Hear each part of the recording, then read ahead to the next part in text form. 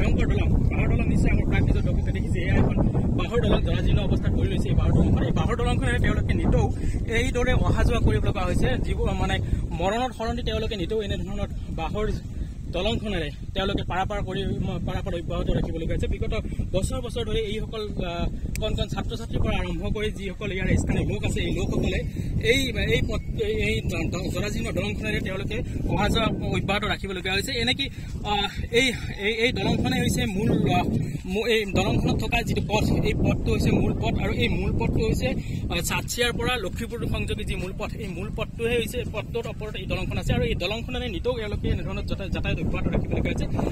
বিগত বছৰত যি জলেশ্বৰ বিধানসভা সমষ্টিৰ যিসকল বিধায়ক আছিল, বিধায়কসকলে কিন্তু বিধায়কসকলক কিন্তু স্থানীয় ৰাইজে বাৰম্বাৰ দাবী জনাই আহিছিল যে দলংখন অন্তত তেওঁলোকক যোগাযোগৰ সুচল কৰাৰ কাৰণে দলংখন অন্তত পকীকৰণৰ ব্যৱস্থা দাবী উত্থাপন কৰি আহিছিল। কিন্তু তৎসত্ত্বেও কিন্তু কোনো এগৰাকী বিধায়কে কিন্তু এই ক্ষেত্ৰত কোনো ধৰণৰ আজিলৈকে কোনো পদক্ষেপ গ্ৰহণ নকৰিলে, যাৰ ফলত স্থানীয় ৰাইজে এনেধৰণৰ এক ভয়ংকৰ যাত্ৰা অব্যাহত ৰাখিবলগীয়া হৈছে। ইয়াতে এগৰাকী স্থানীয় যুৱক আছে, এই যুৱকজনৰ পৰা জানিব বিচাৰিম, তোমাৰ ইয়াতে ঘৰ কিমান বছৰ ধৰি এনেধৰণৰ যোগাযোগ অব্যাহত কৰিবলগীয়া হৈছে? 2 বছৰ হ'ল। এই বাঁহৰ জেওৰাখন বা দলংখন কোনে দিছে?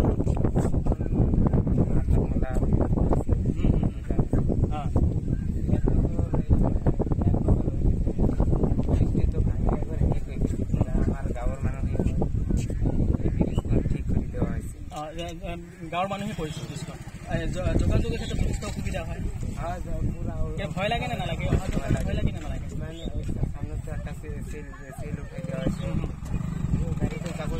যাবই নোৱাৰে, যথেষ্ট অসুবিধা হয়। যিসকল বিধায়ক আছে, আচলতে স্থানীয় বিধায়কসকলে কিন্তু সমষ্টি উন্নয়নৰ ক্ষেত্ৰত গুৰুত্বপূৰ্ণ ভূমিকা গ্ৰহণ কৰিব লাগে, কিন্তু স্থানীয় বিধায়কসকলে এই ক্ষেত্ৰত কিবা গুৰুত্বপূৰ্ণ ভূমিকা লোৱা দেখা পাইছে নেকি?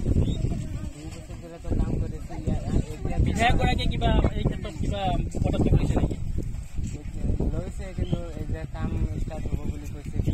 এতিয়ালৈকে কাম হোৱা নাই। কাম ষ্টাৰ্ট হ'ব, কৰিব, এনেধৰণতে আছে মানে পাৰ কৰিলে নিশ্চিতভাৱে তাৰমানে অৰ্থাৎ প্ৰতিশ্ৰুতি দিয়ে। অকল স্থানীয় যিসকল প্ৰতিনিধি আছে, জনপ্ৰতিনিধি আছে, সেই জনপ্ৰতিনিধিসকলে প্ৰতিশ্ৰুতি দিয়ে, কিন্তু প্ৰতিশ্ৰুতি দিয়াৰ পিছত কিন্তু এই জনপ্ৰতিনিধিসকলে কিন্তু আজিলৈকে কিন্তু স্থানীয় ৰাইজৰ যি সমস্যা, সেই সমস্যাৰ প্ৰতি কিন্তু কোনো ধৰণৰ গুৰুত্ব প্ৰদান নকৰিলে। ইয়াতে এক ছাত্ৰ আছে, তোমাৰ নাম কি? সাইফুল ইছলাম। তুমি ইয়াতে অহা যোৱা কৰা এনেধৰণৰ ভয় লাগে নে নালাগে? ভয় লাগে নে নালাগে? ভয় লাগে। কি কবা চৰকাৰক? কি কবা? দলংখন লাগে নে নালাগে? লাগে। তোমাৰ নামটো কি আছিলে? আফচানা খাতুন। তুমি এনেধৰণৰ সদায় অহা যোৱা কৰা, ভয় লাগে নে নালাগে? ভয় লাগে। অসুবিধা হয় নে নহয়? অসুবিধা হয়। তথাপিতো স্কুলত আহিবই লাগিব, হয়নে নাই? স্কুলত আহা হয় নিশ্চিতভাৱে। আচলতে মৰণ সৰণি, মই পূৰ্বে কৈছোঁ যে মৰণ সৰণি এইসকল ছাত্ৰ ছাত্ৰীয়ে হওক বা যিসকল স্থানীয় লোক আছে, এই স্থানীয় লোকসকলে কিন্তু এনেধৰণৰ যাতায়াত অব্যাহত ৰাখিবলগীয়া হৈছে। এয়া কিন্তু খুব দুৰ্ভাগ্যজনক কথা।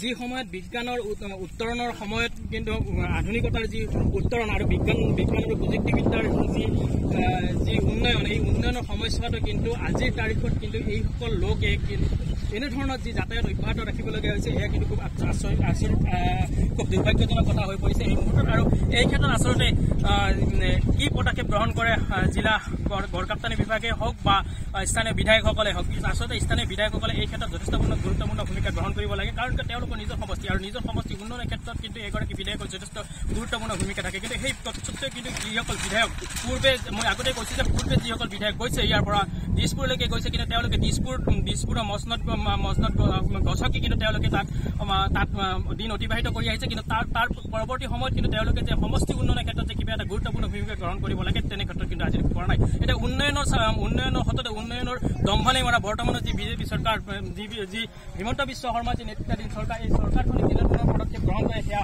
নিশ্চয়কৈ লক্ষণীয় হ'ব। আৰু এগৰাকী ইয়াতে কলেজীয়া ছাত্ৰী এগৰাকী আমাৰ পৰিলক্ষিত হৈছে, তেওঁৰ পৰা জানিব বিচাৰিম। পণ্ডিত, তুমি স্কুলৰ পৰা আহিলা নে কলেজৰ পৰা?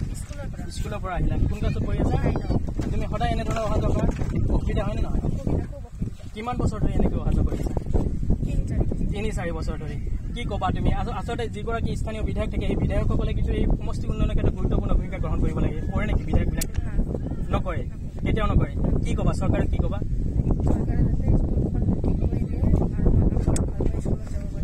সেইটোৱে দাবী জনাবা। হয়, নিশ্চয়কৈ যে এগৰাকী ছাত্ৰীয়ে স্পষ্টভাৱে কৈছে যে চৰকাৰে অন্ততঃ এই ক্ষেত্ৰত উচিত পদক্ষেপ গ্ৰহণ কৰক আৰু উচিত পদক্ষেপ গ্ৰহণ কৰি অন্ততঃ ছাত্ৰ ছাত্ৰীসকল বা স্থানীয় লোকসকলৰ যাতে যাতায়াতৰ ক্ষেত্ৰত কিছু এটা সুবিধা হয় তাৰ কাৰণে সজোৰে দাবী উত্থাপন কৰিছে।